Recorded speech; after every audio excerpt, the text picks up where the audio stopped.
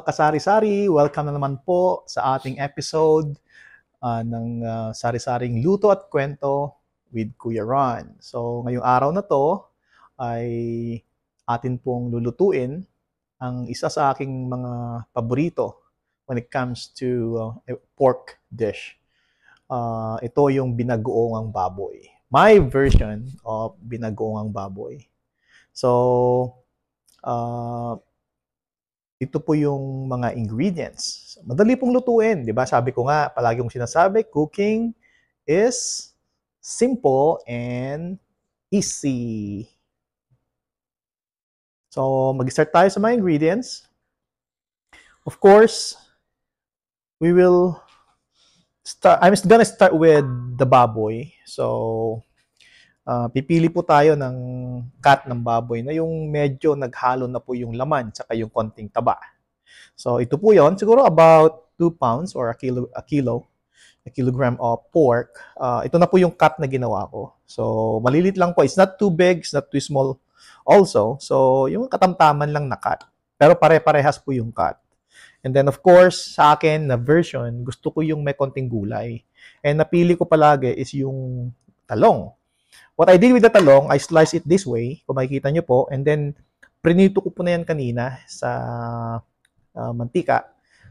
And then half cook lang kasi maluluto pa naman yan mamaya. Ayoko lang na ilalagay natin yung talong mamaya na hindi pa siya naluto, but this is how I prepare my talong. Okay? And then of course, gagamit tayo ng bagoong na alamang. I got here minced garlic. Siguro mga 8 cloves or almost depende kung gaano kalaki yung bawang niya. Siguro I would say isang garlic. And then chopped onions. This is about a medium-sized onion. Then para magkalasa yung ating binagoongan, pinapakuluan ko siya sa gata. So I got here this can, about 400 ml or 13.5 ounces ng coconut milk. Hindi mawawala dyan yung asin na panimpla. Of course, paborito ko yung garlic powder. And nilalagyan ko rin po ng ground black pepper para panlasa. And then, hindi po ako gumagamit ng any bouillon in here. Pero gumagamit po ako ng my favorite, annatto powder.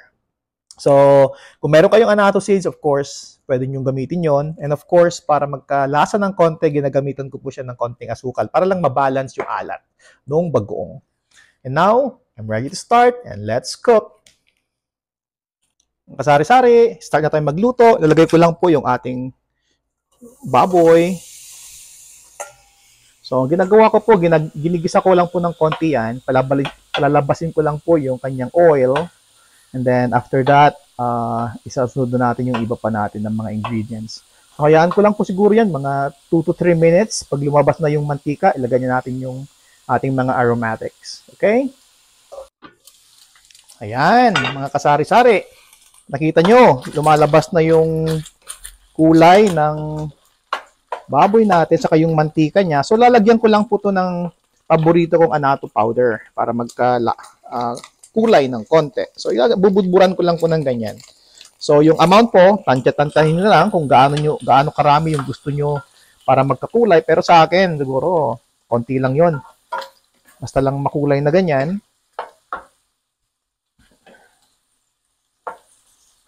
At isasahog na ho natin yung ating onion saka yung ating garlic.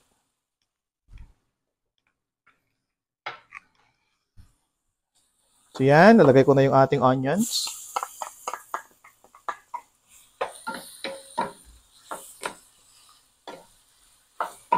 Isama na rin natin gisa-gisa yung ating baboy.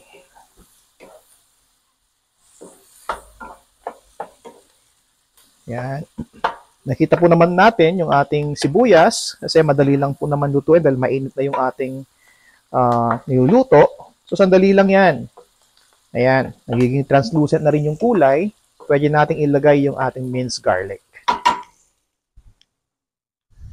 Ito po yung ating garlic.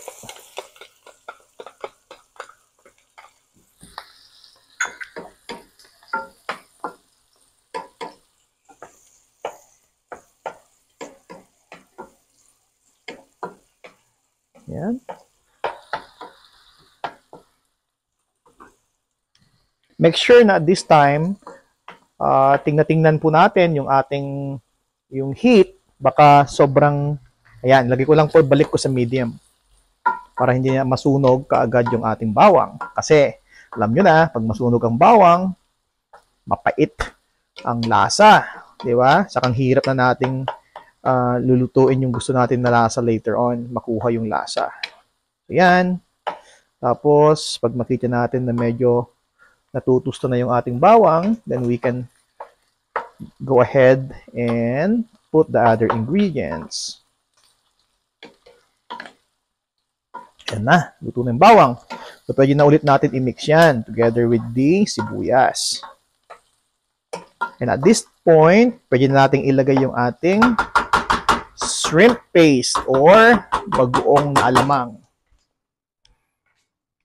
Nakita nyo po, ang ginagamit ko rito is yung talagang hindi yung nagisa na alamang, talagang yung galing sa bote na pink pa yung kulay.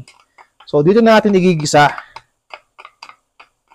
Kasi in that sense, mas matatantya po natin yung lasa ng binagoongan natin. Yan, kita nyo? Pero kung preference nyo po ay yung bumibili na kayo nung naggisa na, kasi meron din naman nabibili sa store na yung naggisa na na alamang. So, that's your preference po. So, ito lang po yung aking version na ginagawa. Ayan.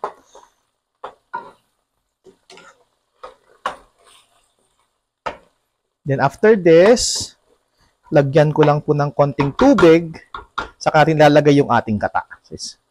So that way, let's simmer for about a minute. I'll just put some water in here and then I'll show you what's next. Mga kasari-sari, nagbabalik po ulit. Lalagay po natin. Nakita nyo po, nilagyan ko po kanina ng 1.5 cup of water. Ngayon, nalagyan po natin yung ating gata. It's coconut milk. Sa akin po, mahirap po kasing gumawa dito ng gata eh. So, ito na lang po yung very convenient na ginagawa po namin. So, isang lata po ng coconut milk. And then, ayan. So, I'm just gonna let it simmer for probably about half an hour until mag-thicken siya. And then, at that time, magiging malambot na rin po yung ating pork natin. So, I'll be back! Ayan, mga kasari-sari.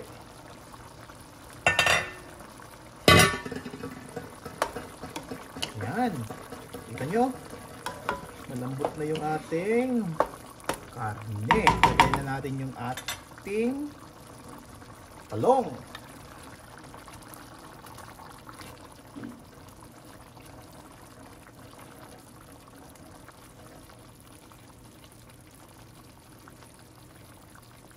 Yan, yung talong kanina, na-prito na po yan. So, sandali na lang po yan maluluto.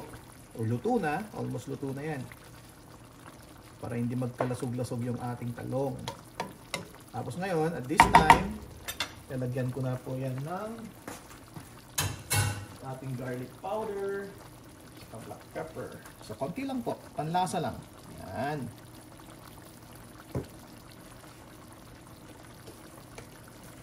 Ito, ating black pepper na ground. Itikman ko na lang po yan para malasahan po natin kung ilang asukal yung ating ilalagay. Mabalance lang po yung alat. Yan.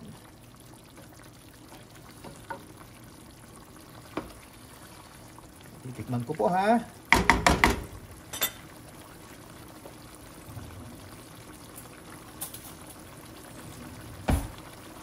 Yan, malasahan lang po natin kung ano pa yung kulang.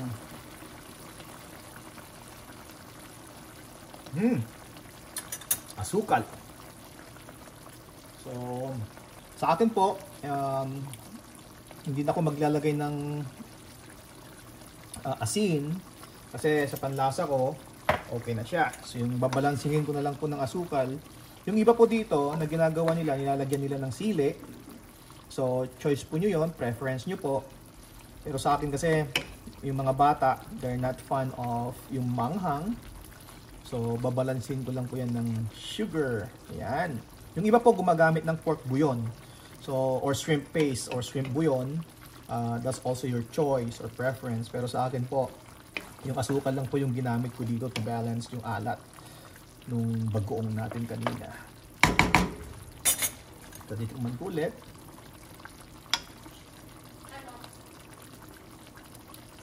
Ayan. Perfect na yung ating binagoongan. So, in few seconds, ipi-plate ko lang po natin and pwede na tayong kumain. Ayan, mga kasari-sari, titikman po natin ang ating binagoongang baboy with talong. Ayan. Ako, parami tayo sa kanin nito. So, titikman po natin.